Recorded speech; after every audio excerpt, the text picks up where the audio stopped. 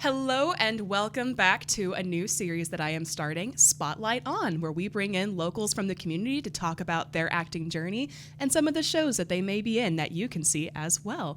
I'm Emma Lawson. I've been at the Eagle for about a year and a half now, and joining me today is Chaz Pitman. Thanks. Now tell me, Chaz, I understand that you're in a show out here over at StageCenter. Could you tell me more about that show? Not actually in it. I'm directing it. Directing it. So. And I understand that you are a frequent face at StageCenter. You've directed quite a few shows. I've directed, over the years, I've directed several shows, many shows at StageCenter and also at Navasota Theater Alliance. This is my first directing probably in a year or two. My last one, I think, was a show called Cheaters.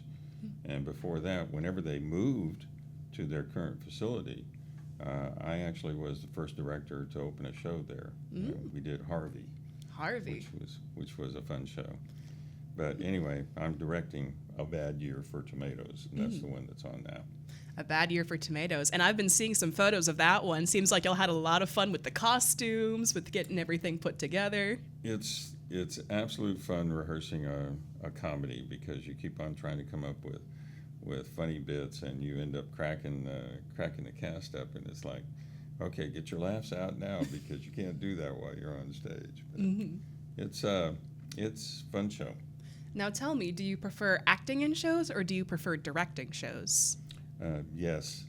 Fair. I think that I probably prefer acting more than directing, particularly as I get older. But anyway. And what got you into acting in the first place? Oh, I've been acting since high school. I remember that in high school I tried out for a show the second half of my senior year, second semester of my senior year, and got cast as Old Man Warner in Shirley Jackson's The Lottery, and that got the bug in me. And after that, I went to university with the intention of being an electrical engineer.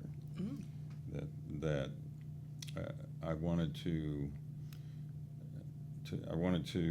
design computers based on a movie I'd seen once where an engineer had built a computer that played chess and beat a guy out, and I said, I want to do that. And I went to Commerce, Texas, East Texas State University, or out in that area. And I tried to see about building computers, and they wanted to program them. And I said, you're talking about programming. How do I build them? And they said, you want to be a double E. And I was like, okay. So I went to pre-engineering at Midwestern University, now Midwestern State University. And I couldn't hack the math, and after about a semester, I said, switch my major to speech and drama. Speech and drama. Yeah, I've got a joke about that too. That when you take drama at Midwestern State University, you had to get VD from the department head, Jenny Louise Heineman. VD stands for voice and diction. So anyway, that was an inside joke to everybody in the university. But anyway, I've been acting really off and on all my life. I had a hiatus from it whenever I was in the service. I took the drama through 3 years at Midwestern, and then it was during the turn on, tune in, drop out phase. I did that, and my draft lottery number was coming up. This was the Vietnam War, and I enlisted in the Air Force and spent 6 years in the Air Force. Wow. That's where I got all my computer training, and that's what I did as a job. But it's always been in the background that I do acting and theater and stuff like that. I understand. Thank you. And tell me a bit more about A Bad Year for Tomatoes. How would you explain the show to someone who's never heard of it before? A Bad Year for Tomatoes is I don't want to say a typical John Patrick show. I got familiar with John Patrick whenever I did a show called Everyone Loves Opal at Navasota Theater Alliance. He's really kind of he's really kind of a master at situational comedy. And there's no, bad year for tomatoes. It's the perfect kind of show for me because it's no morally or socially redeeming value whatsoever. It's just pure comedy. But it centers around an actress that is tired of the Hollywood scene, and she decides to retire. She's going to rent a small cottage in Vermont, and she's going to write her autobiography. Well, neighbors show up, and they want to, they welcome her to the neighborhood, but they tell her about all the other crazy neighbors that she's got, including a sort of a witch, sort of a voodoo witch, and also an old geezer named Piney, bearded geezer named Piney that comes around. He sells wood, and shows up with an axe, and she goes, "What do you got the axe for?" But sells wood and manure, and later on he sells some hickory nuts to her, and he's just kind of a thorn in the side because he doesn't want to leave. But the whole thing is that she doesn't want to be bothered. She wants to work on her novel, or on her autobiography.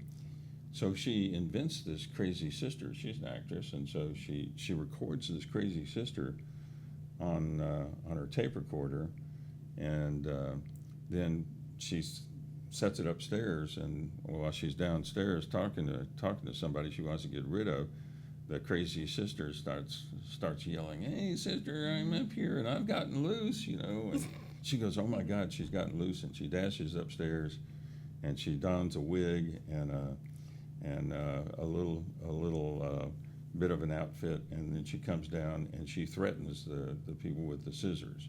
Oh, scissors! With scissors that she's got, big honking scissors, and they're all that way. She ends up chasing them off. Well, I don't want to give too much of it away, but the townspeople want to cure her crazy sister, and so she says, "Well, that's enough of that," and so she decides to send her back to Boston. She buries the costumes and stuff like that. Well, they think she's killed her, and so then they call the sheriff, and the sheriff shows up, and he's going to arrest her for murder. So anyway, it's just crazy comedy. I love that situational comedy, and especially when times are really rough, I think it's fun to go out to a comedy and just have fun. Absolutely, it's great fun. I was trying to think of. I had an example of a joke that I was going to say from the show, but I guess. I guess you'll have to see it yourself in person. Yeah. I guess there's so many to remember that I can't remember them all. But anyway. Yeah, for sure. And what should people know before they go? Well, they should know that it's at StageCenter. I think it's 218 North Bryan. Is it Bryan or? Yeah, I think that sounds about right. Downtown Bryan. Downtown Bryan. It's across the street from Casa Rodriguez, or where Casa Rodriguez was. I think that it's still open occasionally, but across the street from Casa Rodriguez. And do you want to know ticket? I mean, the show opens on the 30th of January, tomorrow, in fact, and runs for 3 weekends, Thursday, Friday, and Saturday. At 7 p.m., the doors open. 7:30 p.m., the shows go up. And there's one Sunday matinee on February 9th that doors open at 1:30 and the show goes up at 2. You want ticket prices? I can grab those for sure. Okay. But I guess if you want to say them, you know them by heart? Well, sure. The Thursday shows are all $12. That's our bargain show. Right. And it doesn't matter whether you're a senior student, whatever. And then all of the other shows are $18 for general admission, and if you're a senior or a student, it's $15. Sounds like a plan. And thank you very much for joining me out here today. Thank you. If you take one thing away from this show, what will it be? Hopefully a warm and fuzzy feeling that you had a good time and that you've laughed some. I love to hear that. All right. Thank you guys once again for tuning in to our Spotlight On series, and stay tuned for more.